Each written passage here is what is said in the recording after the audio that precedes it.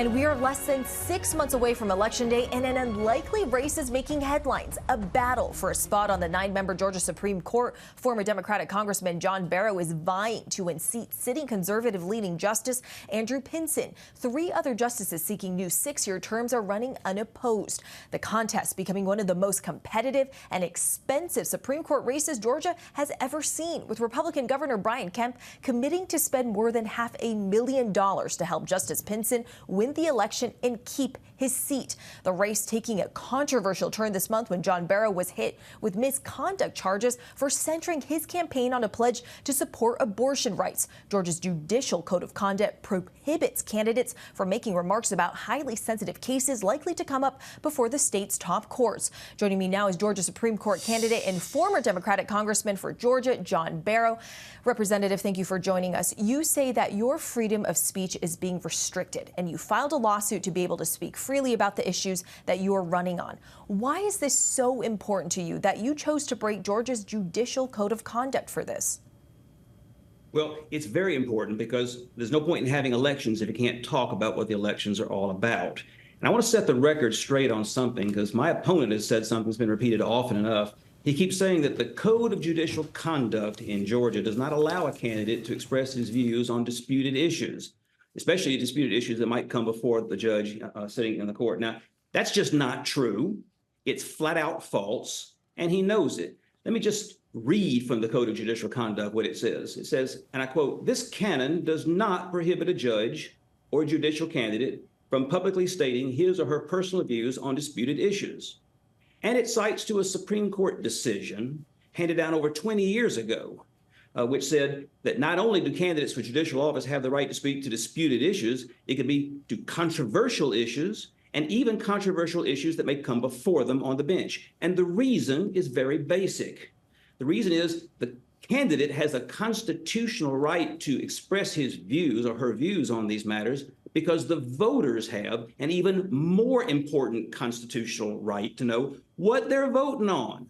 So my opponent today and throughout this campaign has been misrepresenting what the law is. And in case anybody's in any doubt about this, the state of Wisconsin got a crash course in the constitutional law of judicial campaigning and free speech in that realm just last year when $50-some billion was spent in a race between one candidate who, like me, was candidly expressing her views that abortion rights are protected under the Constitution, and another candidate, like my opponent, who was taking the fifth, refused to say anything, wanted folks to take his word for the fact that he was being fair and impartial without giving anybody any idea of what he thinks about the issues. So, we got a big... Representative Barrow,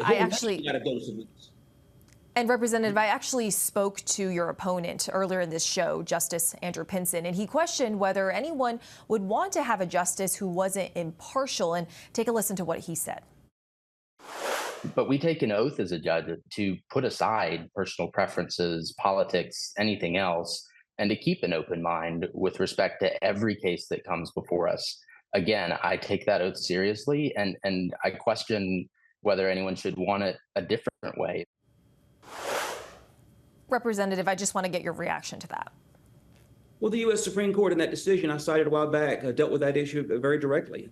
People do not have open minds on the law if they come to a position like this at this stage in their career. In fact, Justice Scalia and Justice Thomas, my opponent's old boss, signed off on an opinion that says if you're pretending that you haven't got well-formed, firm views about what the law is in the area of constitutional law, you're not showing lack of bias, you're showing lack of qualifications for the job. The impartiality that you're supposed to maintain is as between parties.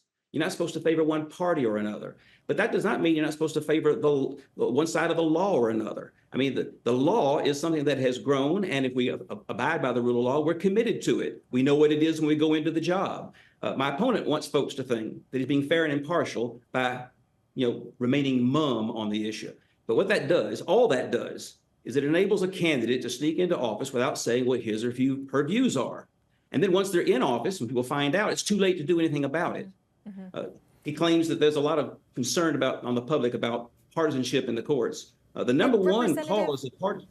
Go ahead. Representative, just really quickly, I want to get your thoughts on this, because since the fall of Roe versus Wade, we have seen abortion take center stage in many, many states. Why do you think this is such an important election for people in Georgia? Well, first off, the reason we're seeing so much controversy around this issue is because that's what happens when you strip women of rights that they've had for half a century. And a woman no longer has the rights in Georgia that she used to have, and she doesn't have the rights in Georgia that a woman in California has. Your rights as a human being are not the same anymore. They're up to the states. What this means is folks have to carry on a political battle when their rights used to be protected in federal court. Now they have to fight for their rights in state legislatures, some of which are gerrymandered, some of which are overrepresentative of minorities, some of which do not represent the public at large. And then when they fought those battles to a win or a loss, then you got to fight them in the state courts. That's the reason we have so much partisanship attending this issue. And by the way, partisanship does not prohibit a matter from being a constitutional issue. If women have constitutional rights to decide the most difficult and gut-wrenching medical decisions they'll ever have to decide, if that's a constitutional right, it doesn't cease to become a constitutional right just because the partisans are arguing about it on opposite sides of a partisan divide. Thank you so much, John Barrow, for your time.